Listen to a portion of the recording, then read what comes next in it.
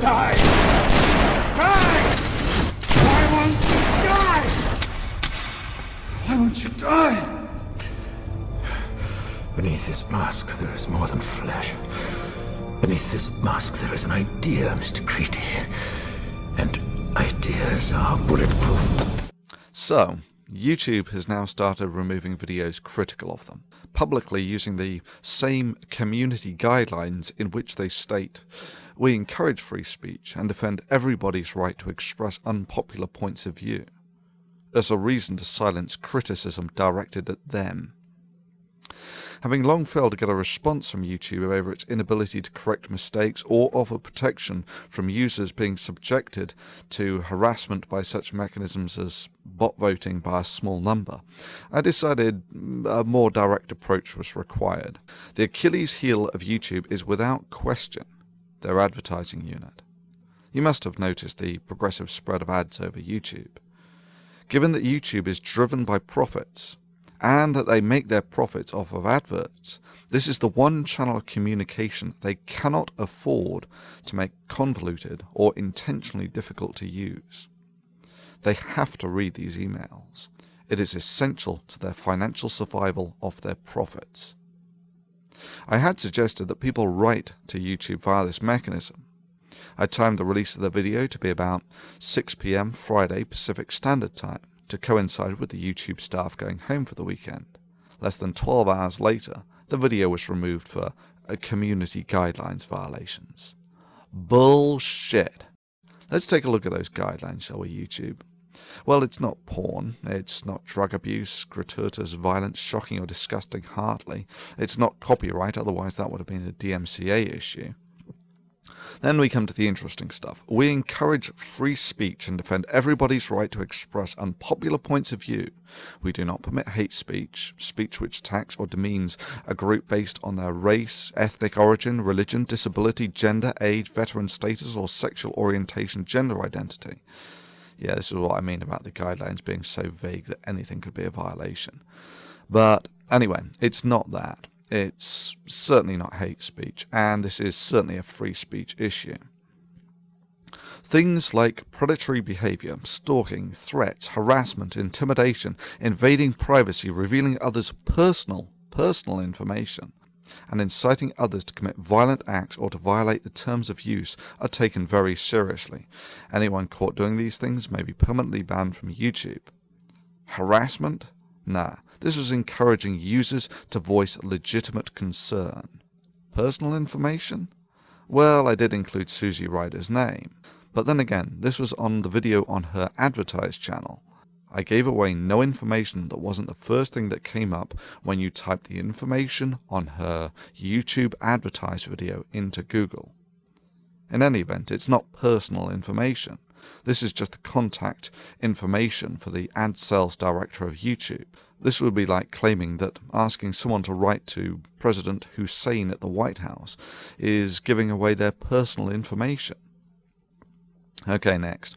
Everybody hates spam. Don't create misleading descriptions, tags, titles, or thumbnails in order to increase your views. Well, it's none of those. It is not okay to post large amounts of untargeted, unwanted, or repetitive content, including comments and private messages. No, no, and no. I did none of these. I did not post large amounts of unwanted or repetitive content, nor is this spam. This was the YouTube community expressing its opinion to YouTube. And yeah, for even suggesting that people commit the crime of letting YouTube know the areas of weakness in their system, they took my video down for violation of community guidelines. I call bullshit on that. This was a communal action targeted at the community organizers. Designed to be effective? Yes, of course. And the fact that YouTube threw their toys out of the pram less than 12 hours after the video was put up shows that it was. Legal? Absolutely. Within the community guidelines? Sure. No. This action would be more akin to a group writing letters to a government about the concerns they have. YouTube's response was the metaphorical equivalent of removing that person's freedom of speech for even suggesting the crime as vile as writing to the government about perceived weaknesses. The hypocrisy is further highlighted in that YouTube had no problems whatsoever when it was being used to organize protests against other organizations. However, when the protest was against YouTube itself and targeted the obvious Achilles heel of its advertising department, they threw a hissy fit. So much for all those pious words about we encourage free speech and defend everybody's right to express unpopular points of view. Sure, when I did this I knew it was a calculated risk. I just figured that YouTube regarded its corporate image more highly than to burst into tears and throw its toys out of the pram at the first sign of someone organizing a protest against them. Evidently I made a mistake. So what do we learn from this?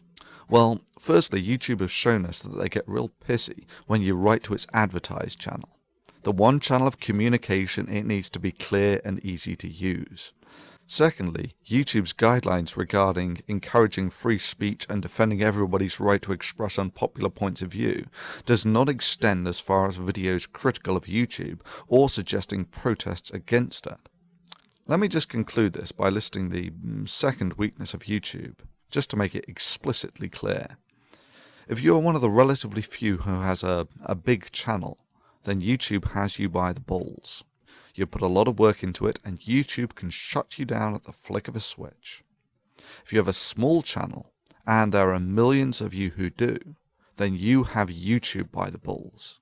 YouTube cannot afford the time to flip millions of switches. In essence, the subscribers and fans are the only real defense of big users against YouTube. In this sense, I thank all those who mirrored the original video, a very good strategy. Further, if you not only download but recode the video, it will not appear as a duplicate and it will not be as easy for YouTube to use automation to remove these videos. Do I have anything to lose by being shut down by YouTube? Of course. If you just take the 30 or so why do people laugh at creationist videos and take into account the fact that they took about 2 working days on average to make, that's about average. So that's say 2 months work at an average US salary of, let's say, for instance, $40,000 a year. So that's $6,000 to $7,000 worth of work. Do I value the work of this channel? Yeah, sure. I just value free speech more.